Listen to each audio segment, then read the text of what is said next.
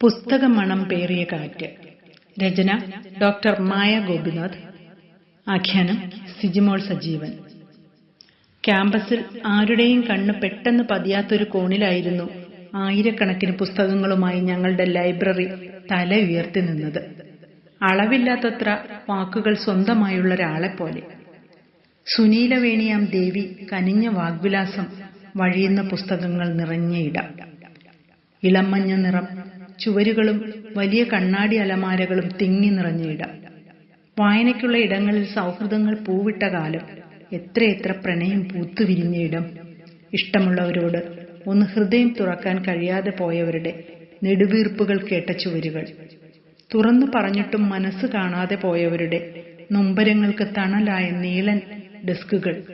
പ്രണയം തുറന്നു പറഞ്ഞവരുടെ അനുരാഗം മൊട്ടിടം മുതൽ മലരായി വിടരും വരെ ഈ പുസ്തകങ്ങൾ എല്ലാത്തിനും സാക്ഷി.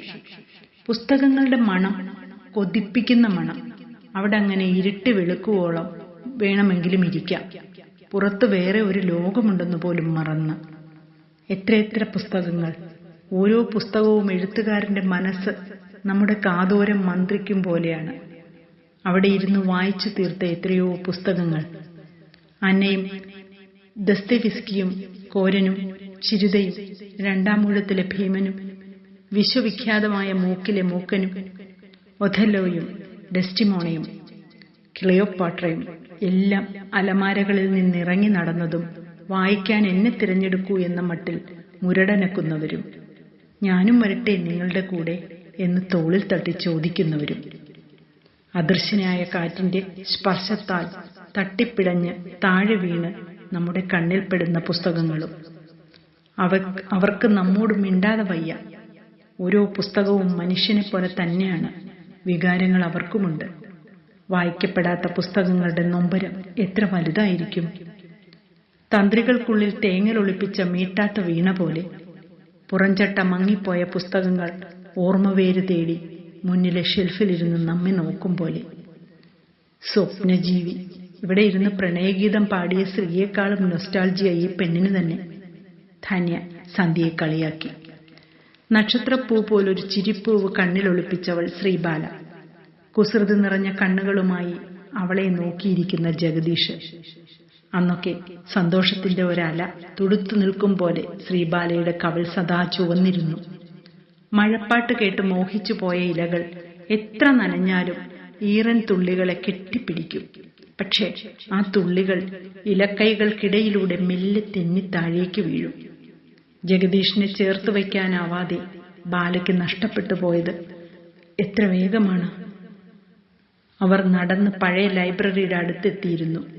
പഴയ ലൈബ്രറി ഇരുന്ന ഇടത്ത് വാരിക്കൂട്ടിയിട്ട കുറെ ബെഞ്ചുകളും ഡെസ്കുകളും അവയ്ക്കപ്പുറം പൊട്ടിയ ചില്ലുകളുമുള്ള അലമാരികളും ഏതോ നിഗൂഢതകളിലേക്ക് നോക്കിയിരിക്കും പോലെ.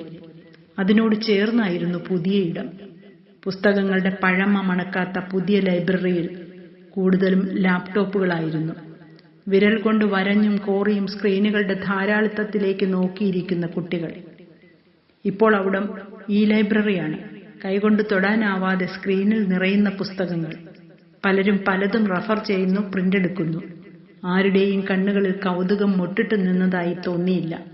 കവളിൽ പ്രണയമോ സ്നേഹമോ തുടുത്തു കണ്ടില്ല. മോഹങ്ങൾക്കും പ്രതീക്ഷകൾക്കും അപ്പുറം ധാർഷ്ട്യമോ ക്രോധമോ ചിന്താക്കുഴപ്പങ്ങളോ ഉൾച്ചൂടിന്റെ വിങ്ങലുകളോ, അങ്ങനെ അസാധാരണമായത് എന്തെല്ലാമോ മുഴച്ചു നിൽക്കുന്നു. വല്ലാത്തൊരപരിചിതത്തിന്റെ വീർപ്പുമുട്ടൽ.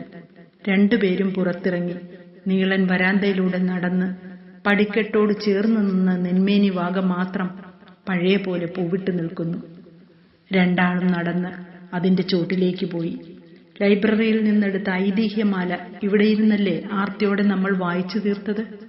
ധന്യ പറഞ്ഞു. സത്യം, നാട്ടിലെങ്ങും കിട്ടാത്ത പുസ്തകങ്ങളുടെ കലവറ. പുനർപ്രസിദ്ധീകരണമില്ലാത്ത എത്രയോ ഗ്രന്ഥങ്ങൾ വഴികാട്ടികളായി ആ അലമാരികളിൽ നമുക്ക് വേണ്ടി കാത്തിരുന്നു അല്ലേ?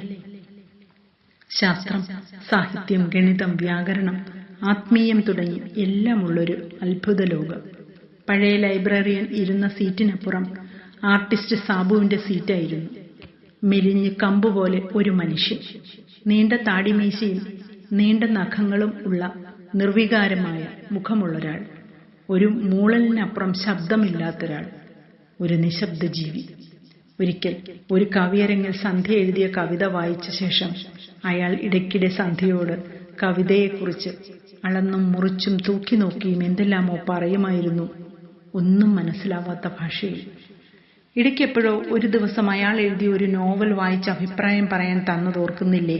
ധന്യ ചോദിച്ചു. രാധിക എന്ന നായികയെ പ്രേമിച്ച് കൊതി തീരാതെ നടന്ന നായകനെ പെട്ടെന്നൊരു നാൾ സാഹോദര്യം ഉറവ പൊട്ടി സഹോദരനാക്കി നായിക പുതുപ്പണക്കാരന്റെ കാറിൽ നവവധുവായി പോയത് കണ്ട് നാട്ടുമാവിന്റെ ചോട്ടിൽ നിന്ന നായകൻ വേണുനാഗവള്ളിയെ ഓർമ്മിപ്പിച്ചുവെങ്കിലും അതയാളുടെ ജീവിതം തന്നെ ആയിരുന്നു എന്ന സത്യം പിന്നീടാണ് അറിഞ്ഞത്. അയാൾ നമ്മുടെ ഇന്റേണൽ കാലത്തല്ലേ ഹോസ്പിറ്റലിൽ അഡ്മിറ്റായത്? ധന്യ ചോദിച്ചു. ചിലർ പെട്ടെന്ന് വാടും, ചിലർ വെയിലത്തും വാടില്ല, തീ തട്ടിയാലും കരിയില്ല. ചിലർക്ക് നഷ്ടപ്രണയം ചേമ്പിലയിൽ വീണ വെള്ളം പോലെ വേഗം ഒഴുകിപ്പോകും. ചിലർക്കത് മുത്തുച്ചിപ്പിയിൽ ഉറഞ്ഞ മുത്തുപോലെ അമൂല്യമായ സമ്പത്തായിരിക്കും. ചിലരാകട്ടെ നഷ്ടമാകുമെന്ന് ഉറപ്പായാൽ പിന്നെ കലഹിച്ചുകൊണ്ടേയിരിക്കും, അപമാനിക്കും. ഇന്നത്തെ കാലത്ത് അത് ആസുഡൊഴിക്കലും കത്തിക്കലും വരെ എത്തി നിൽക്കുന്നു.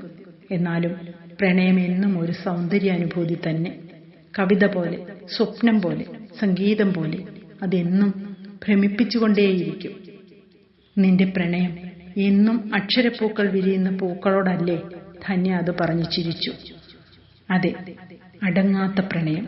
പുസ്തകങ്ങളെ തഴുകാൻ തോന്നും, കെട്ടിപ്പിടിച്ചുറങ്ങാൻ തോന്നും, പുതിയ പുസ്തകങ്ങൾ മണക്കാൻ തോന്നും. സന്ധ്യ ചിരിച്ചു. ഇന്നെല്ലാവരും ഗൂഗിൾ ഉണ്ടല്ലോ, എല്ലാവർക്കും. റഫറൻസ് വിക്കിപീഡിയ, റീഡിങ്ങിന് കിൻഡിൽ, അന്യനാടുകളിൽ നിന്ന് എന്തും വാങ്ങാൻ ആമസോൺ, എന്തൊക്കെ.